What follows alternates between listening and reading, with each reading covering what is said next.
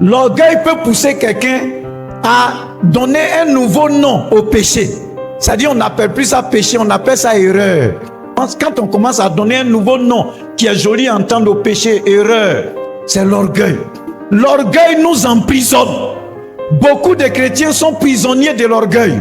Voici le jugement de Dieu pour les orgueilleux. Dans Lévitique 26, verset 19, il dit: je briserai l'orgueil de votre force. Je rendrai votre ciel comme du fer. C'est-à-dire, le ciel est comme du fer. Rosée ne peut pas descendre. Et la terre comme des lérins. C'est-à-dire, quand tu mets d'abord, ça fait poum, poum. C'est l'orgueil qui fait ça. Le ciel est devenu du fer et ta terre est devenue des lérins. Voici le jugement des orgueilleux. Il abat l'orgueil des princes. C'est-à-dire, quand toi tu t'élèves au-dessus des gens, tu veux gouverner, tu veux régner. C'est-à-dire que dans ta tête, les autres sont tes esclaves. Dieu dit, il abat l'orgueil des princes. Si tu n'as pas envie de tomber plus bas, chuter, être anéanti, il ne faut pas être orgueilleux. Être humble n'est pas une faiblesse. L'humilité, c'est la force. Vous voyez, quand on parle d'orgueil, c'est le sentiment qui nous fait croire que nous sommes au-dessus des autres. C'est ça, l'orgueil. S'estimer au-dessus. C'est-à-dire avoir le sentiment que nous sommes meilleurs que les autres. Nous sommes plus importants que les autres. Une apparence élevée. Être gonflé, comme on le dit dans notre langage. C'est ça l'orgueil. Alléluia. L'orgueil est un danger. C'est-à-dire, quand quelqu'un est orgueilleux, il attribue toujours les honneurs qui doivent revenir à Dieu, à sa personne. Et souvent, l'orgueilleux peut se faire passer pour quelqu'un qui a la foi. C'est-à-dire, quand il est en train de parler là, tu dis il a la foi, alors que c'est l'orgueil. Généralement, on devient orgueilleux quand on a donné dos à la parole de Dieu. Quand on a donné dos à la Bible, on devient orgueilleux. Nous lisons Néhémie chapitre 9, verset 29. Il dit: tu les conjuras de revenir à toi. Et ils persévéraient dans l'orgueil. Ils n'écoutaient point tes commandements. Ils péchèrent contre tes ordonnances qui font vivre celui qui les met en pratique. Ils eurent une épaule rebelle. Ils raidirent leur cou et ils n'obéissent point. C'est-à-dire que Dieu lui-même se révèle pour que son peuple vienne à lui. Mais ils sont enflés d'orgueil et ils endurcissent leur cœur. L'orgueil pousse quelqu'un à être incrédule. L'orgueil peut te rendre incrédule. L'orgueil peut te faire croire que tu as la foi. Ils ont endurci leur cœur. Or, les commandements que le Seigneur leur demandait de pratiquer devaient leur donner la vie. Mais comme ils ont endurci leur cœur, qu'est-ce qui va arriver? La ruine. Proverbe 11, verset 2. Il a dit: quand vient l'orgueil, vient aussi l'ignominie. Mais la sagesse est avec les humbles. C'est-à-dire, quelqu'un qui est orgueilleux, il voile son intelligence. Puisque tu penses que tu es arrivé, donc tu n'apprends plus.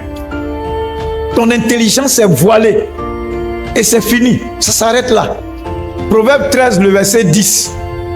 Il a dit: c'est seulement par orgueil qu'on excite des querelles.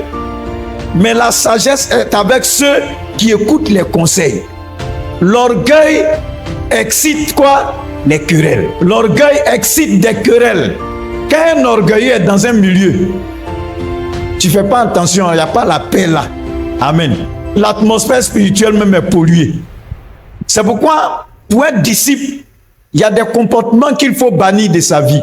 Un bon disciple doit éliminer certaines choses de son comportement, de sa nature. L'orgueil te ferme beaucoup de portes, sans que tu ne saches. Au moment où tu vas savoir, toutes les portes sont fermées.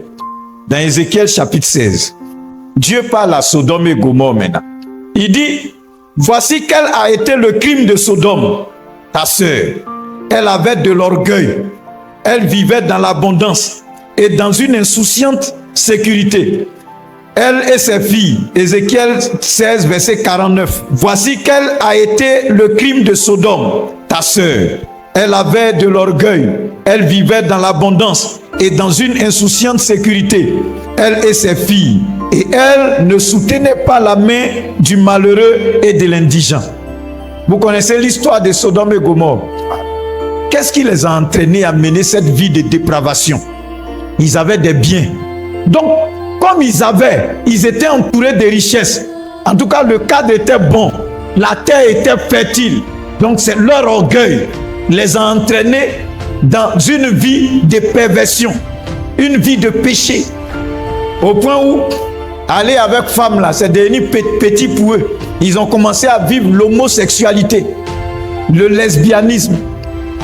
Vous voyez, l'orgueil entraîne beaucoup de choses. Tous ceux qui mènent ces gens de vie là, et tous ceux qui soutiennent ça, c'est avec quoi ils soutiennent? C'est l'argent. C'est l'argent. Et nos jeunes frères qui sont entraînés dans ces choses, c'est pour avoir de l'argent. Si je me mets dedans, je vais avoir de l'argent. Donc ils sont dedans pour de l'argent. Sinon, un homme normal, il y a des choses que tu ne peux pas faire. Tu ne peux pas. Bon, je n'ai pas envie d'expliquer dans les détails, hein, mais quand tu regardes la vraie là, tu ne peux pas. Dieu a créé chaque chose pour un rôle bien déterminé. Il y a un endroit où, quand tu as fini de manger, là, c'est là-bas, ça doit sortir. Donc, un homme normal même, un homme normal, il y a des choses que tu ne peux pas faire. Mais l'orgueil peut te pousser à des choses. Et des gens ont commencé à faire des pratiques. Quand ils ont commencé à avoir des moyens, l'orgueil a commencé à les entraîner dans des choses. Il faut expérimenter beaucoup de choses. Tous ceux qui sont orgueilleux finissent par tomber. Or, le chrétien doit tenir ferme. Le chrétien doit vivre une vie de victoire. Alléluia. L'orgueil même, c'est-à-dire il y a des gens qui pensent que tellement ils sont plus intelligents, et ils pensent qu'ils sont même plus intelligents que Dieu. Et ils veulent que la Bible soit réadaptée aux réalités actuelles. Comme si ce qu'eux ils pensent comme réalité actuelle là, ça n'a jamais existé, ça a toujours existé. La Bible dit il n'y a rien de nouveau sous les cieux. Peut-être que toi tu viens de voir, mais il n'y a rien de nouveau. La Bible dit ce qui a été, c'est ce qui est. L'orgueil peut pousser quelqu'un à donner un nouveau nom au péché. C'est-à-dire on n'appelle plus ça péché, on appelle ça erreur. Quand on commence à donner un nouveau nom qui est joli à entendre au péché, erreur, c'est l'orgueil. L'orgueil nous emprisonne. Beaucoup de chrétiens sont prisonniers de l'orgueil. Voici le jugement de Dieu pour les orgueilleux. Dans Lévitique 26, verset 19, il dit, je briserai l'orgueil de votre force.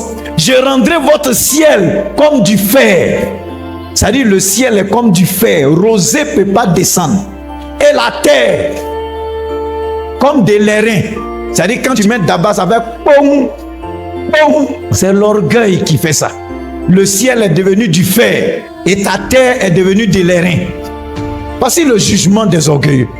Il abat l'orgueil des princes. C'est-à-dire quand toi tu t'élèves au-dessus des gens, tu veux gouverner, tu veux régner. C'est-à-dire que dans ta tête, les autres sont tes esclaves. Dieu dit, il abat l'orgueil des princes. Si tu n'as pas envie de tomber plus bas, chuter, être anéanti, il ne faut pas être orgueilleux. Être humble n'est pas une faiblesse. Hein. L'humilité, c'est la force.